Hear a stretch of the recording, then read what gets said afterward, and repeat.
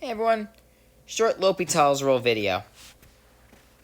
Here, we're going to learn how to do a limit with a new indeterminate form. Note that if we take this limit as x approaches infinity of 1 plus 6 over x to the 5x, and we consider very large values of x, we get something a little bit unusual. We get 1 for the inside and infinity for the exponent. That's a little bit of a new one, right? That's a new indeterminate form. But just pointing out that we did mention that on the previous page, right? That is a potential indeterminate form. You might think the answer is 1. It's not. You might think the answer is infinity. It's not. But how do we solve this? Well, the issue is that the 5x is in the exponent, so we have to get it out of there. So what do? Well, the same thing we always do to get something out of the exponent. Let that limit equal y, and now we're going to take the ln of both sides.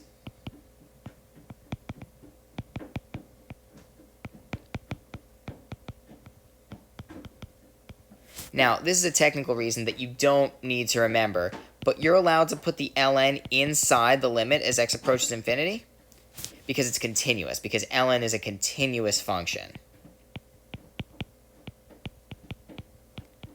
But this is an important step because now we get to bring the 5x down in front.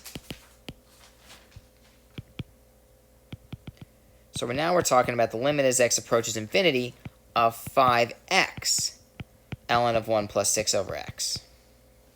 And maybe I'll just remind you in parentheses right here, ln of a to the b equals b ln of a. Okay.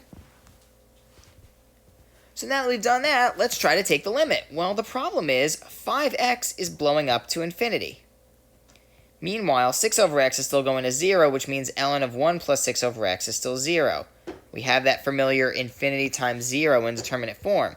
However, we've seen that before, and we know how to handle it. Keep that 5 on top. Instead of multiplying by x, divide by 1 over x. Right? That's something we've seen before, and now, sure enough, we have 0 over 0. That's an indeterminate form that begs for L'Hopital's rule.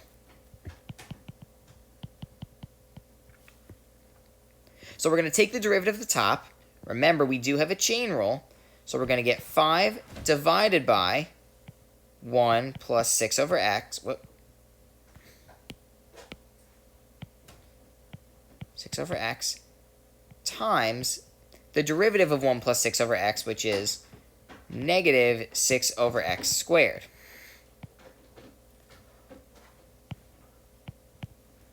All of this is divided by negative 1 over x squared. And note that that's going to cancel really nicely, right? Including that negative sign.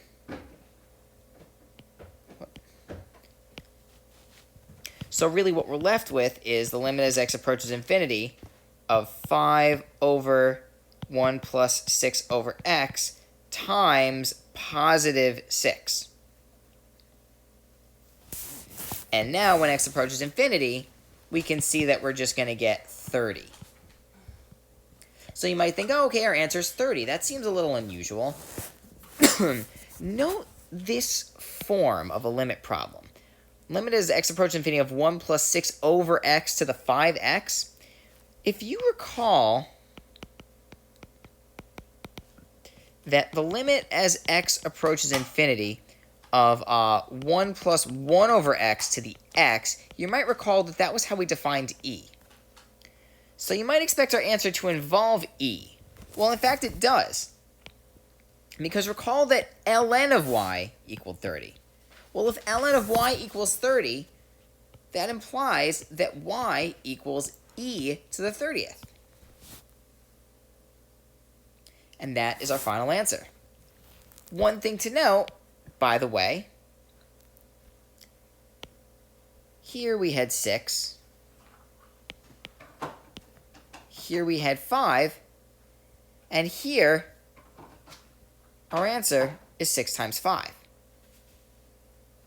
Coincidence? Probably not, especially since we see the 5 times 6 right here. All right, so just keep that in mind when considering example 8, which I will leave to you tomorrow.